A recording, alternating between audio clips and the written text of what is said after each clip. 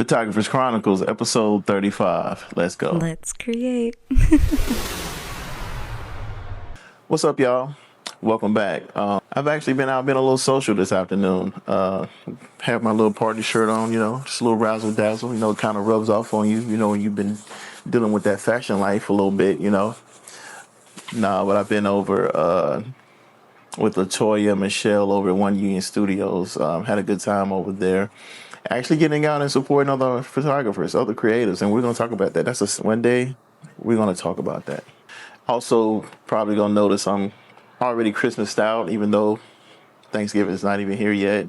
I usually don't like that kind of stuff, but it's that time of the year, so I got some minis going on right now. There's that.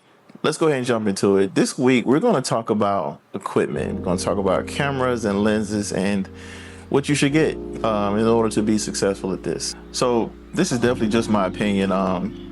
And my take on it is basically for me, you really don't need a lot to start off doing this. Don't get me wrong. One thing I realized as far as most photographers that I know, we are techies to the core. So a lot of times we will be fascinated in stuff that these cameras and lenses can do.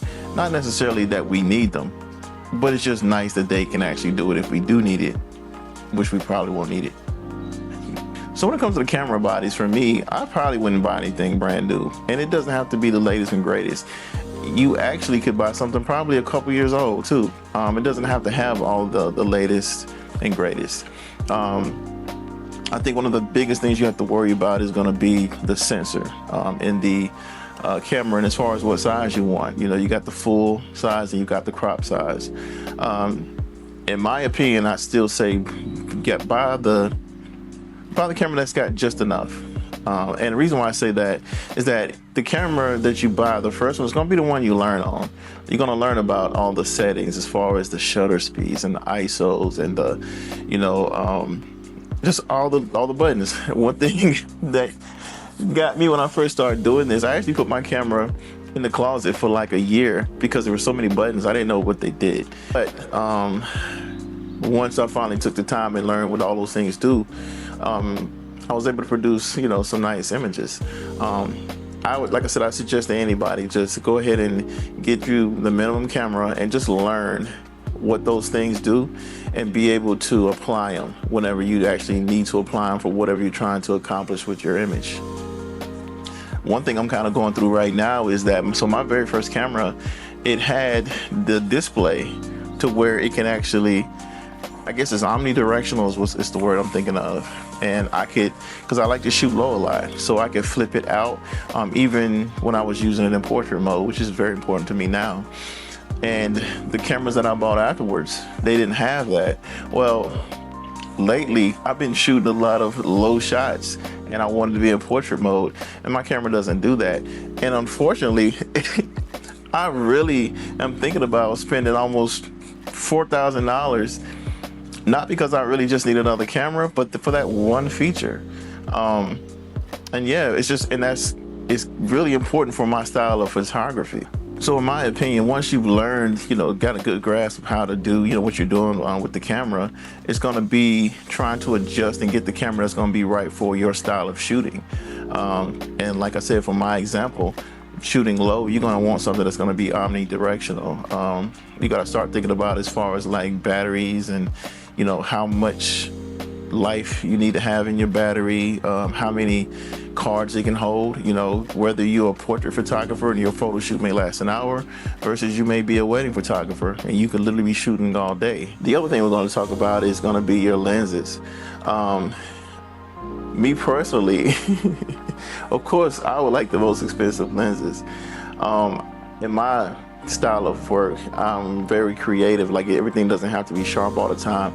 There's going to be some times that I actually only want one part of what I'm doing to be sharp, to emphasize that. So I like lenses that can, be anywhere from low, from as wide as 1.2, 1.8, in that area. And it's very rare that you're going to use that for like general purpose, because you can still pull off the same images with like an f4. But again, like I said, these are things that you want to think about, and you will come to the conclusion of what you need as you shoot more. and you figure out what your style of photography is. Another thing to consider is certain sizes have better compression. You know, a lot of people like, you have the bokeh where everything is actually just blurred out in the background. And there's some lenses that just does that better than other lenses. Right off the bat, I can think about like an 85 millimeter 1.8, I think. That was a dope portrait lens. And I want to say the 70 to 200 usually has great compression too. And a lot of people use that for portraits. But again, it's you just actually getting out there and figuring out what your style is after you've learned the basics of photography and then know exactly what to use and when to use those things in order to accomplish the look that you're looking for. And all the other things, man, they come with time. And I'll say, don't get caught up in all the gimmicks that come out, because you really don't need that. However, I know you are going to try them because we love this. We are nerds. We like gadgets and gimmicks. So whether it be, things like an extra battery, compartment on your camera. I know the straps that allow you to carry 2 bodies at one time, those are really dope if you need that. Different kinds of stands, rollers, all of these things. So it's just important, like I say, once you figure out the style of photography that you're going to be doing, and anything just to make your life easier, that's what you should go when it comes to actually purchasing equipment. One thing I will say, though, that I think is very important to save your back, get you a cart. Go ahead and stop playing and don't buy a cheap card. Go ahead and buy you a good card, because me personally, I think about my card has been everywhere with me, whether it be just out on the street. I've been down in the woods where there is no trail. So definitely, something that's got some pretty good sized wheels so you can actually accomplish getting over terrain if you need to. So, yeah. So that's all I got for this week, y'all. Once again, I appreciate you guys still rocking with me. Again, if you have any questions or comments, feel free to drop it down here. Talk to me. Ask me some questions.